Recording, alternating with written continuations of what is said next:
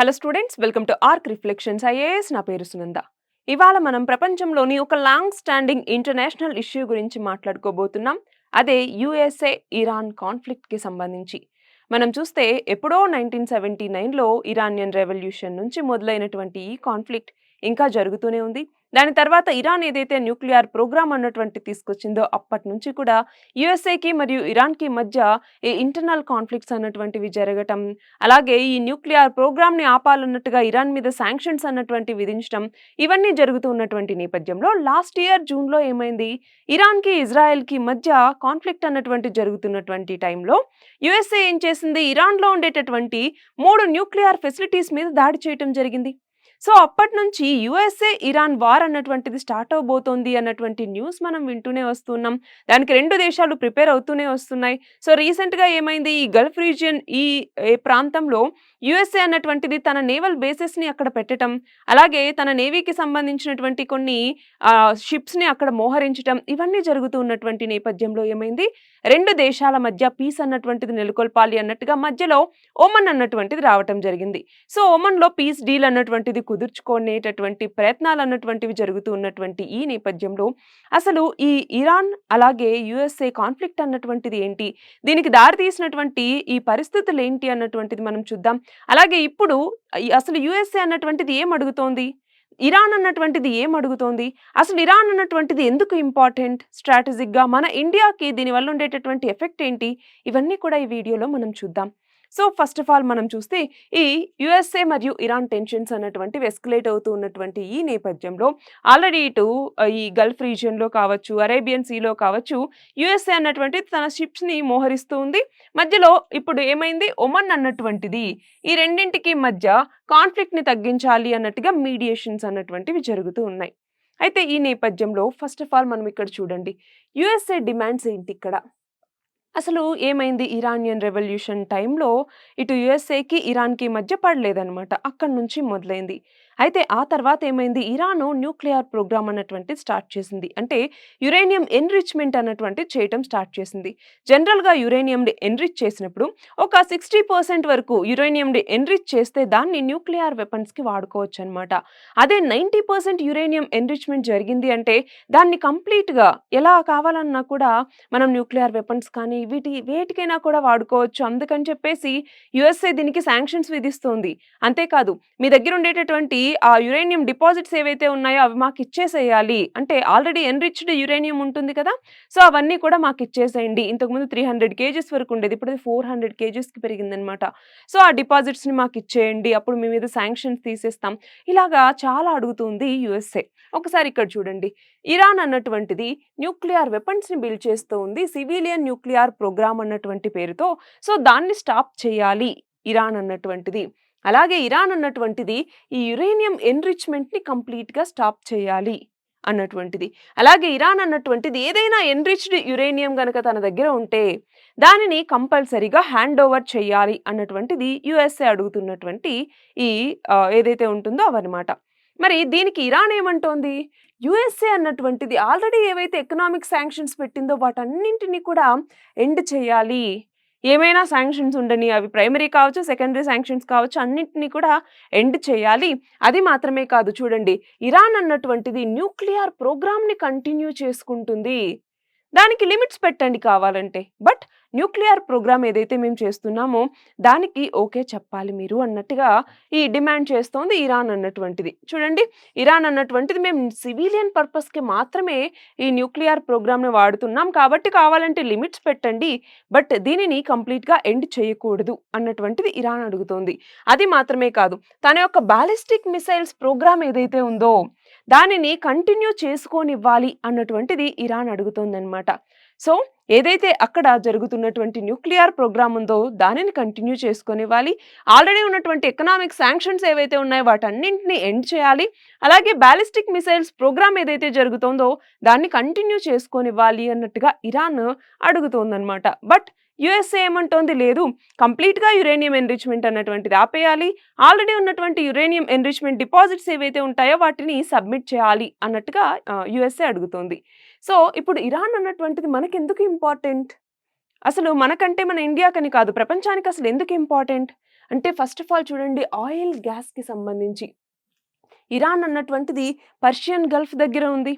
So, oil మరియు natural gas రిజర్వ్స్‌కి సంబంధించి Iran దగ్గర చాలా ఉన్నాయి. సో, అది చాలా ఇంపార్టెంట్. వెనిజులా కన్నా కూడా ఎక్కువ ఇక్కడ ఆయిల్ ప్రొడక్షన్ అన్నటువంటిది ఇక్కడ జరుగుతోంది. ఆయిల్ రిజర్వ్స్ అన్నటువంటివి ఇక్కడ ఉన్నాయన్నమాట.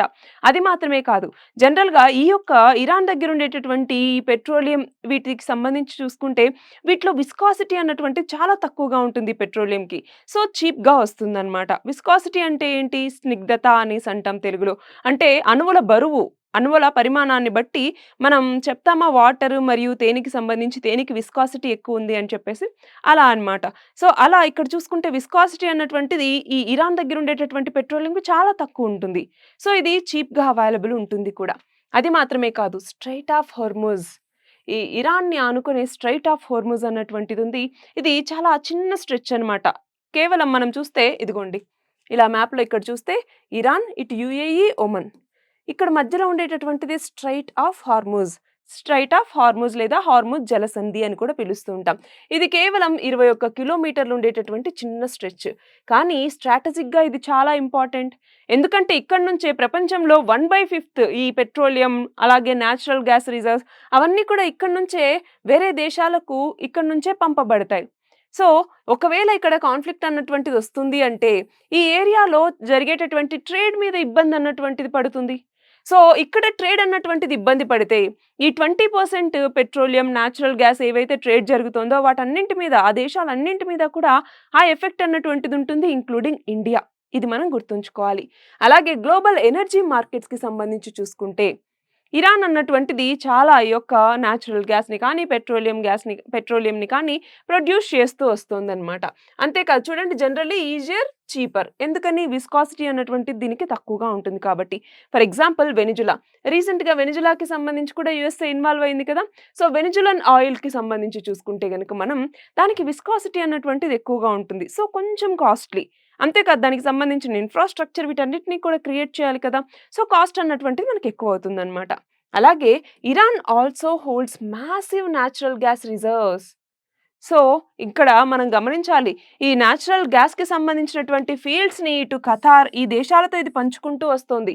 సో, అడిషనల్‌గా ఇప్పుడు మనకి గ్లోబల్‌గా ఏ దేశానికైనా కూడా ఈ ఏవైతే మనం ట్రాన్స్‌ఫర్ చేయాలో, ఆ ట్రాన్స్‌పోర్ట్ అంతా కూడా ఇక్కడి నుంచి జరుగుతుంది. సో, గ్లోబల్ ఎనర్జీ ఇన్‌ఫ్లూయెన్స్ చేయటానికి ఈ యొక్క ఇరాన్ అన్నటువంటిది చాలా ఇంపార్టెంట్. సో, ఇక్కడ స్ట్రెయిట్ ఆఫ్ హర్ముజ్‌కి సంబంధించి కావచ్చు, అక్కడ ప్రొడక్షన్‌కి సంబంధించి కావచ్చు, ఏ చిన్న ఇష్యూ అన్నటువంటిది తలెత్తినా అది గ్లోబల్ ఎనర్జీ డిమాండ్ మీదనే ఇంపాక్ట్ అన్నటువంటిది చూపించగలదు. అలాగే ఎకనామిక్ ఇంపాక్ట్స్ ఏంటి ఈ కాన్‌ఫ్లిక్ట్ నుంచి అనేసి చూస్తే, ఈ పెట్రోలియం, అలాగే న్యాచురల్ గ్యాస్ ఈ ప్రైసెస్ అన్నీ పెరుగుతాయా? అలాగే అక్కడ ట్రేడ్ అన్నటువంటిది ఇబ్బందవుతుందంటే, మొత్తం చుట్టూ తిరిగి రావటానికి కాస్ట్ అన్నటువంటిది ఎక్కువవుతుందా? అవునా? సో, ఇవన్నీ కూడా దీనికి సంబంధించినటువంటి ఇంపాక్ట్సే. దానివల్ల ఏమవుతుంది? ఇన్‌ఫ్లేషన్ అన్నటువంటిది పెరుగుతుంది. గ్లోబల్ మార్కెట్ మీద స్ట్రెస్ అన్నటువంటిది కూడా పడటానికి అవకాశాలన్నటువంటివి ఉంటాయి. అలాగే ఇక్కడ చూడండి, జియోపొలిటికల్‌గా ఎలా? అంటే ఇరాన్ అన్నటువంటిది చాలా దేశాలతో సంబంధాలను కలిగి ఉంది. సో, ఆ దేశాలన్నీ కూడా ఏదో ఒక రకంగా ఇప్పుడు ఇంపాక్ట్ అన్నటువంటిది వాటి మీద పడుతుంది కదా! ఫర్ ఎగ్జాంపుల్ చూడండి, రీజనల్ అలాగే గ్లోబల్ పవర్స్‌కి సంబంధించి, అంటే ఇక్కడ ఇంపార్టెంట్‌లీ మనం చూస్తే ట్రేడ్‌కి సంబంధించి ఎక్కువ ఇంపాక్ట్ అన్నటువంటిది పడుతుంది. ట్రాన్స్‌పోర్ట్‌కి సంబంధించి ఎక్కువ ఇంపాక్ట్ అన్నటువంటిది పడుతుంది. అలాగే డిప్లొమసీకి సంబంధించి కూడా. ఎందుకు అంటే ఇటు చైనా, రష్యా వీటన్నింటితోనూ సంబంధాలున్నాయి ఇరాన్‌కి. సో, అవి ఒకవైపేమో యూఎస్ఏ, ఇంకొక వైపేమో ఇరాన్, ఇంకో వైపేమో ఇజ్రాయెల్, ఇంకో వైపేమో మన భారతదేశం. సో, వీటన్నిటికి కూడా ఏదో ఒక రకంగా, అంటే ఇటు ఎకనామిక్ గాను, ఇటు సోషల్‌గా కూడా 2 దేశాల మధ్య ఇంపాక్ట్ అన్నటువంటిది ఉంటుంది. సో, జియో పొలిటికల్‌గా కూడా ఇరాన్ అన్నటువంటిది చాలా చాలా ఇంపార్టెంట్. మరి ఇక్కడ చూడండి, ఇండియాకి ఇది ఎందుకు ఇంపార్టెంట్? అంటే ఇండియా అన్నటువంటిది ఏం చేస్తోంది? ఎనర్జీ డైవర్సిఫికేషన్ చేయాలి అన్నట్టుగా డిసైడ్ అయింది. అవునా? అంటే ఏంటి? ఈ ఎనర్జీ కోసం ఒకే దేశం మీద డిపెండ్ అవ్వాలని లేదు. సో, రీసెంట్‌గా ఏమైంది? రష్యా నుంచి ఏదైతే డిస్కౌంటెడ్ ఆయిల్‌ని మనం పర్చేస్ చేస్తున్నామో, దాన్ని మనం పర్చేస్ చేయము అన్నట్టుగా మన ప్రధానమంత్రి నరేంద్ర మోదీ ఒప్పుకోవటంతో, యూఎస్ఏ మరియు ఇండియా డీల్ అన్నటువంటిది కూడా కుదిరింది. ట్రేడ్ డీల్ అన్నటువంటిది. సో, ఆ నేపథ్యంలో ఇప్పుడు మనం ఎనర్జీ డైవర్సిఫికేషన్ చేయటానికి మనం వివిధ దేశాల మీద ఆధారపడుతూ ఉంటాం.